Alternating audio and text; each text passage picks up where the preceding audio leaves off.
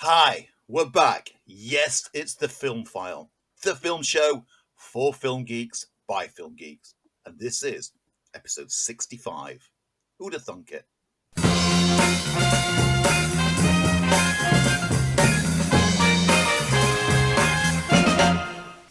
And we are back. I'm Lee Ford. I'm Andy Meakin. And we're back with another fun-packed, action-packed, suspenseful episode of the FilmFile. Andy, how you been since we last did this show? A mere week ago. I'm walking a lot. I've been doing like 10 kilometers walks every day at the moment. And in Sheffield, 10 kilometers feels more like 40 kilometers because you're up and down hills constantly.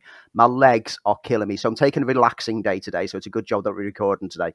The only walk that I've got to do today, down to the pharmacy to pick up my medication because they discovered what was wrong with me and hopefully it's all going to be okay. You're not turning into a giant fly person. Sadly not. I was quite hopeful. I was quite hopeful for that. Online this week on lost Twitter. Me off 2021 bingo. You do know that. Sorry about that. I've failed you there. I've let you down. Yesterday on Twitter, someone posted out what podcasts have kept you going during lockdown, and the genuine answer that I had to give was, it sounds quite sad, but my own, because this has been our lifeline each week. Our chats to each other have kept both of our spirits up, basically. It's been great to have this like couple of hours that we just have a general chat, and then I spend a couple more hours editing it down so that all you lovely listeners out there can get a bit that makes more sense. And you are lovely. Anyway, in this show, we have our deep dive of Michael Mann's Manhunter. Andy and I will be giving you our review and spoiler, the rather wonderful Palm Springs. We'll be talking about the Falcon and Winter Soldier. And Andy, I can't say that. It's too rude.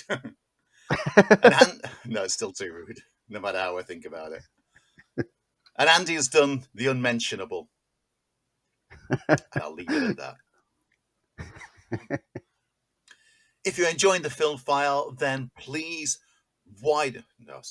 If you're enjoying the FilmFile, then please, what am I going to say? Subscribe. That's it. That's making the video edits. If you're enjoying the FilmFile, then please hit the subscribe button, because every time you do subscribe, Stephen King writes a new novel and there's a film adaptation coming just around the corner. You can find us if you want to contact us on all sorts of different services, which Andy will now tell you. So over on Twitter at FilmFile UK, on Instagram, FilmFile UK. You can even email us with any thoughts, suggestions, films that you want us to deep dive on. Podcast at FilmFile.uk. You'd be foolish not to stick around with the FilmFile because A, it's enjoyable, and B, we know where you live. Wow. So this week we are doing a deep dive into the 1986 psychological thriller written and directed by Michael Mann, based on the 1981 novel Red Dragon by Thomas Harris. It starred William Peterson as FBI profiler Will Graham, and the legend starts here. We're talking about Manhunter. And this is where I insert the 17 and a half minutes version of Inagada Davida.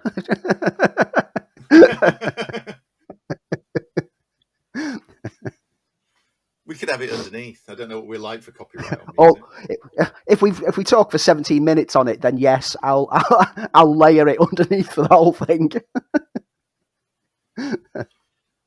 Okay, are you ready? So that's the trailer.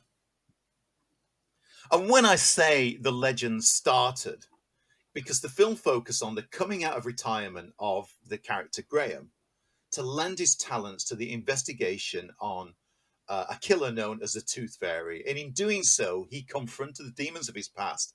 And in a spectacular scene, played spectacularly by the actor Brian Cox, there was a face-to-face meeting with a screen villain that well, basically became legendary, and that was Lecter. And a character that Graham, who was really nearly among his victims. Now, yes, you're probably thinking this sounds a little bit familiar. It was indeed remade as Red Dragon several years ago, with Anthony Hopkins back in the role of Hannibal Lecter, of course, and Edward Norton. And Edward Norton playing the role of Will Graham. But in many ways, this film is far superior to the Brett Ratner remake. A, because it's directed by Michael Mann. Secondly, that it has probably the best screen interpretation of Hannibal Lecter. And thirdly, it's not just a damn good thriller, it is incredibly intense. A film that I later saw on the cinema, but originally saw on home video. I had to stop watching halfway through to chill out. I thought it was that intense.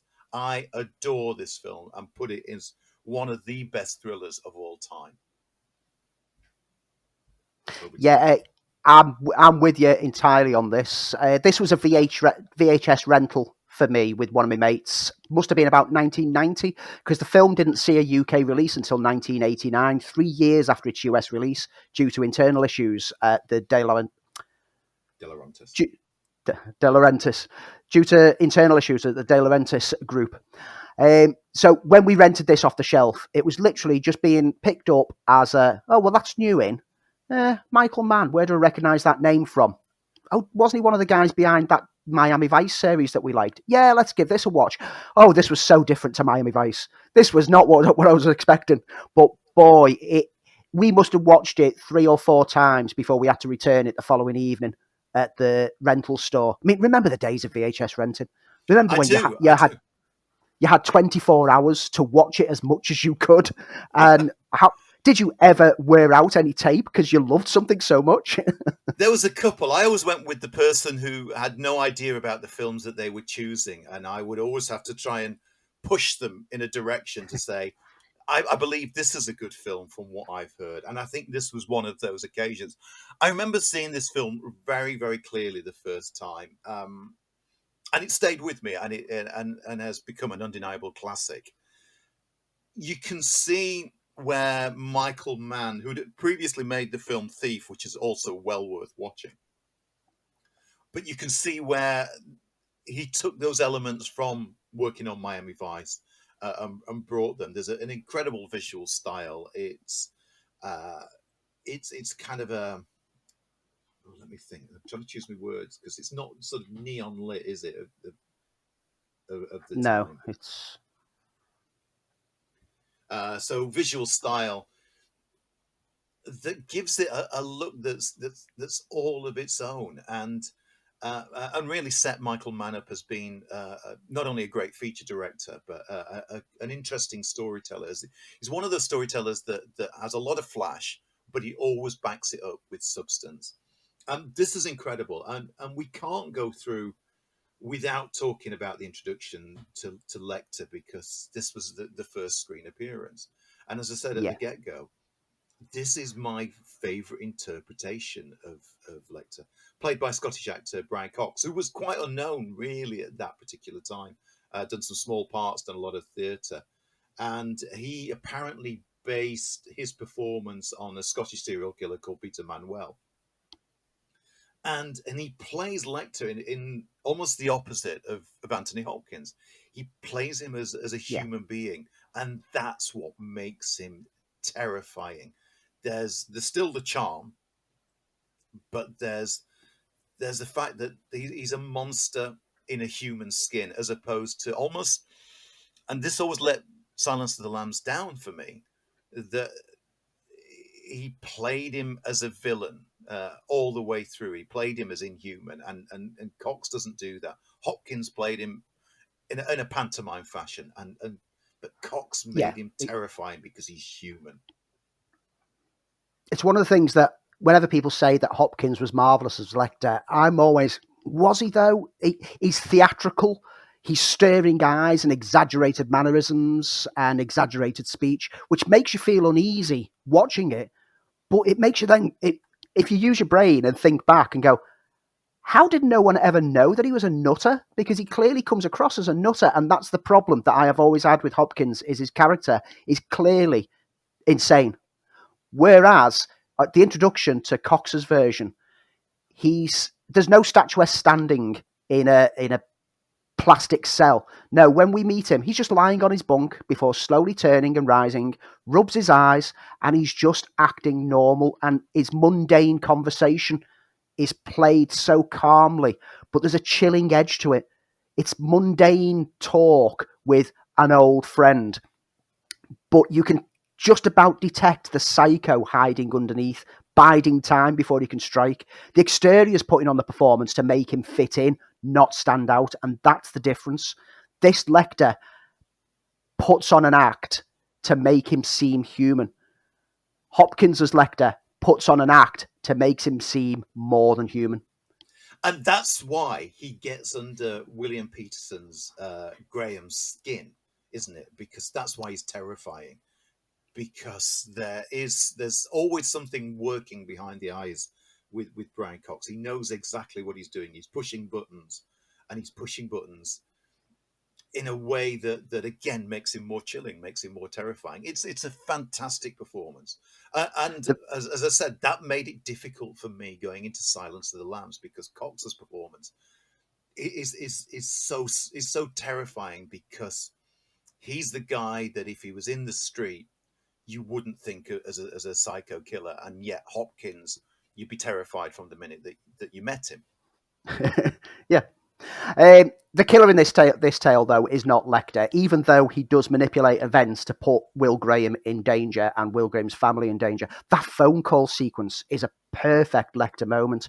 His mannerisms on the phone chatting to people is the true expression of how manipulative he can be by just being normal. But anyway, the true villain in this film is Dolarhyde, and the casting of Tom Noonan.